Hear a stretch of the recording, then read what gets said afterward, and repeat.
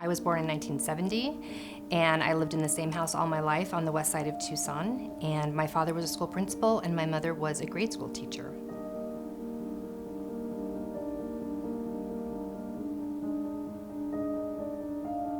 So after my dad passed away, my mom continued to live in the house that I had grown up in. We tried to keep my mom at home for as many years as we could, but again, as she progressed, I started taking over more and more, like paying the utilities and making sure the property taxes were paid and helping with grocery shopping, and then it went on from there with trying to get services and other things until she eventually moved out of her house. But it does make it tricky as a caregiver when you have to, when I have to take my mom to doctor's appointments or when I have to call an office and do those kinds of things.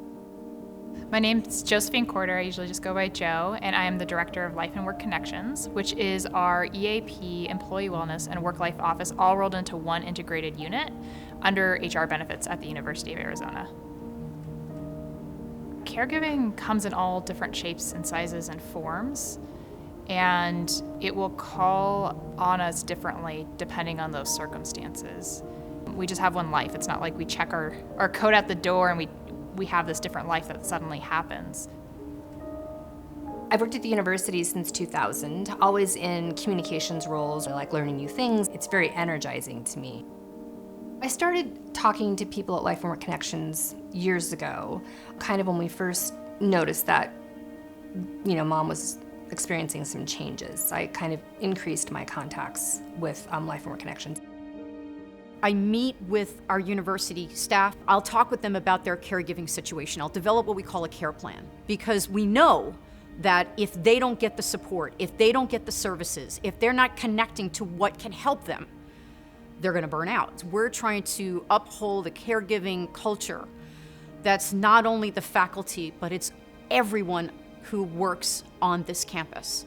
Facilities management, housing and residential life, and faculty and every department, so that they can understand the true value of caregiving and how we need to uphold that culture and understand that there are a lot of people on this campus who are not only trying to do a really good job, but they're taking care of somebody.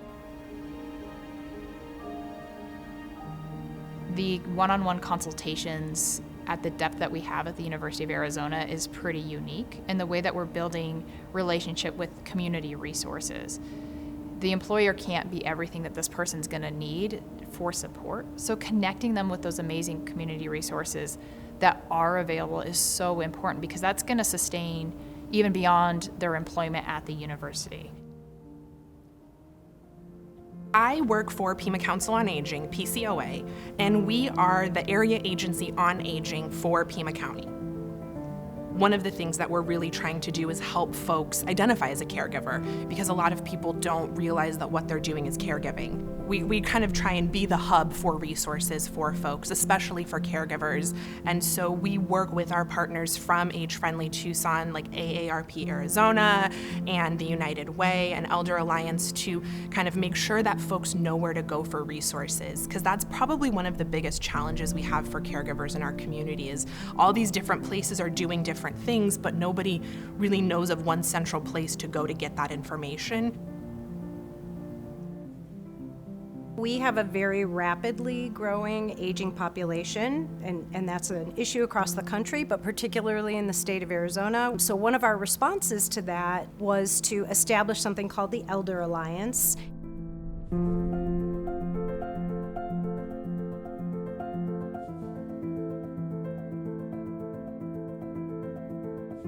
United Way, AARP, and Pima Council on Aging kind of banded together in one of the Elder Alliance action teams, identified that we'd really like to have an age-friendly plan in Tucson, and started crafting that document back in 2019. We have a direct care workforce action team under the Elder Alliance, and that brings together cross-sector partners, and it includes agencies that employ direct caregivers, but also groups like the University of Arizona Work-Life Balance, where we have family caregivers that are trying to support, not only older adults, but perhaps that sandwich generation where they're also caring for young children.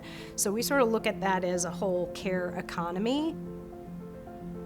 And it goes back to talking in the workplace about caregiving, recognizing, upholding it, and also understanding that when caregivers are really stressed, we're still doing a really good job.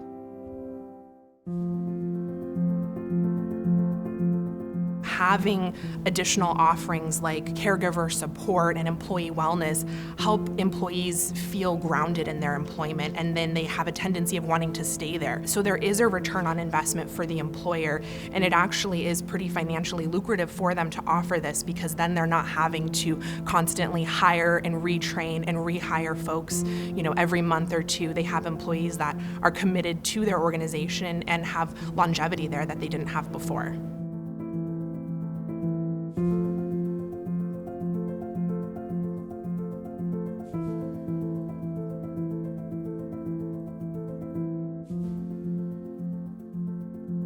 I've received tips and advice and guidance that has just helped me in so many different ways. I've contacted them a lot and received so much help.